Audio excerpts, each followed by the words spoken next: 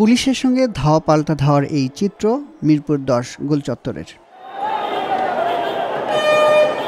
এরা কোনো রাজনৈতিক দলের কর্মী নয়, কিন্তু পাথর লাঠি হাতে সড়কে নেমেছেন পেটের দায়ে। যারা ঢাকার অলিতে গলিতে ব্যাটারি চালিত অটোরিকশা চালিয়ে জীবিকা নির্বাহ করছেন। জীবন ধারণের সেই পন্থায় এসেছে বাধা। সিটি কর্পোরেশন এলাকায় ব্যাটারি চালিত অটোরিকশা চলাচলে নিষেধাজ্ঞা জারি করেছে প্রশাসন। এমন ধাওয়া পাল্টা ধাওয়ায় কিছুক্ষণের জন্য রণক্ষেত্রে পরিণত হয় মিরপুর ১০ গোলচত্বর। পুলিশের কঠোরতায় ছত্রভঙ্গ হয়ে পড়েন আন্দোলনকারীরা। ধৈর্য সহকারে বোঝানো হলো এবং তাদেরকে এ পর্যন্ত বলা হলো যে আপনারা আইন শৃঙ্খলা অবনতি ঘটানোর চেষ্টা করেন না, আপনাদের দাবি দেওয়া নিয়ে বসছেন, বেশ ভালো কথা। এরপরে একজন সাংসদ আসছেন, আপনারা দেখলেন, তিনিও বোঝালেন তাদেরকে। উনি এ পর্যন্ত বললেন যে ওনাদের খাওয়া দাওয়ার যদি কোনো সমস্যায় উনি ব্যবস্থা করবেন, প্লাস উনি ওনাদের বিষয়টা নিয়ে ঊর্ধ্বতন মহলে কথা বলবেন। কথা বলার পরে ওনাদের একটা হাইকোর্টের নির্দেশনা সবাইকে মানতে হবে, সেটাও তাদেরকে বোঝালেন এবং ওনাদের বিষয়ে ঊর্ধ্বতন পর্যায়ে, রাষ্ট্রীয় পর্যায়ে কথা বলবেন, তখন ওনাদেরকে জানাবেন। ওনা মেনেও নিলেন।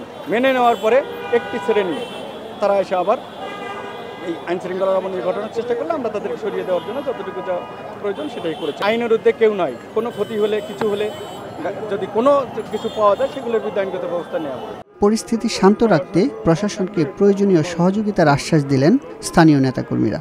আর ব্যাটারি চালিত অটোরিকশা চালকদের পুনর্বাসনের যথাযথ পদক্ষেপের আশ্বাস দিলেন স্থানীয় সংসদ সদস্য। আজকে যারা রিকশাওয়ালারা রাস্তায় নেমেছে 14, 15, 16 3 আসনের গোলচক্কর, এই গোলচক্করে যারা 3-4 ঘন্টা অবস্থান করেছিল, মানুষের চলাচল, গাড়ি চলাচল বন্ধ হয়ে গিয়েছিল, সেই অবস্থায় ডিসি সাহেব যখন আমাকে জানায়, আমি ঘটনাস্থলে আসি, এসে তাদের সাথে আমি কথা বলি।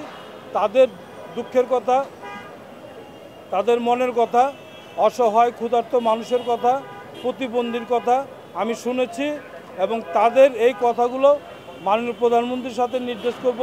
তারা কিভাবে চলবে, কিভাবে খাবে, সেদিকে নির্দেশ মাননীয় প্রধানমন্ত্রীর সেই নির্দেশের অপেক্ষায় আছে। তারা সেই নির্দেশের অপেক্ষায় 2 দিন 3 দিন সময় নিয়েছে। 2-3 দিন পরে আমার সাথে যোগাযোগ করবে, তারপরে আমি তাদের একটা ব্যবস্থা নেব। শুধু মিরপুর নয়, নিষেধাজ্ঞা প্রত্যাহারের দাবিতে রবিবার সকালে পাথর ও লাঠি হাতে রাস্তায় নামে রাজধানীর পল্লবী, ইসিবি ও আগারগাঁ এলাকার অটোরিকশা চালকরা।